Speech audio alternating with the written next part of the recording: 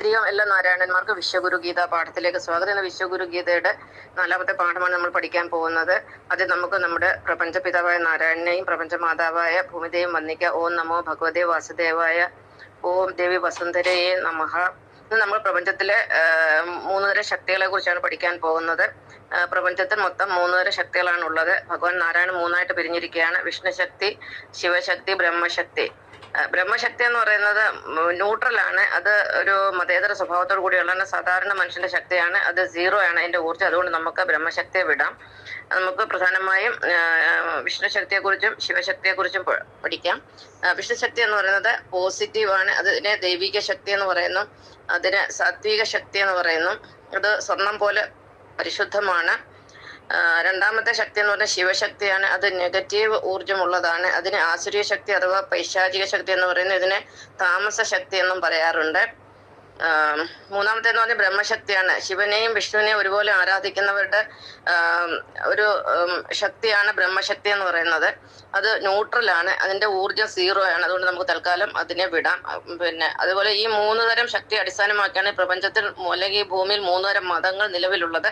ഒന്നാമത്തേന്ന് പറഞ്ഞാൽ വിഷ്ണുശക്തിയെ ആധാരമാക്കിയുള്ളതാണ് ക്രിസ്തു മതം. ശിവശക്തി ആധാരമാക്കിയുള്ളതാണ് ഇസ്ലാം മതം.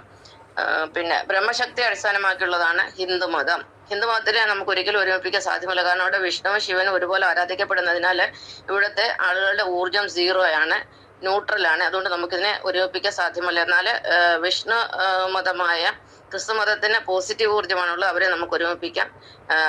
അതുപോലെ ഇസ്ലാം മതത്തിന് നെഗറ്റീവ് ഊർജ്ജമാണ്. അത് ശിവശക്തിയാണ് അവരിലുള്ളത്. അത് നെഗറ്റീവ് ഊർജ്ജം ആയതുകൊണ്ട് അതിനെ നമുക്ക് ഒരുമിപ്പിക്കാൻ സാധിക്കും.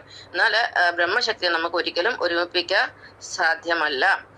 വിഷ്ണു ശക്തി എന്ന് പറയുന്ന വിഷ്ണു ഭഗവാന്റെ 24 അവതാരങ്ങളെയും ചേർന്ന ശക്തിയാണ് വിഷ്ണു ശക്തി. അതിലൊരു അവതാരമായ യേശു ക്രിസ്തുയാണ് ക്രിസ്തു മതക്കാർ ആരാധിക്കുന്നത്. അതുപോലെ തന്നെ മാതാവിനോട് പ്രാധാന്യമുണ്ട്. ഭൂമിദേവിയുടെ പ്രതിനിധിയാണ് അല്ലെങ്കിൽ രൂപമാണ് മാതാവ് എന്ന് പറയുന്നത്.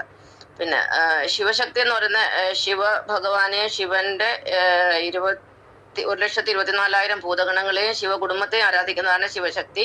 അതായത് ഗണപതി, സുബ്രഹ്മണ്യൻ, പാർവതി ദേവിയുടെ വിവിധ രൂപങ്ങളായ ദുർഗ, കാളി, പിന്നെ ചണ്ഡിക, ചാമുണ്ടി, അതുപോലെ ആറ്റുകാലമ്മ, മധുര മീനാക്ഷി, കൊടുങ്ങല്ലൂരമ്മ, ഇതെല്ലാം പാർവതിദേവിയുടെ വിവിധ രൂപങ്ങളാണ്.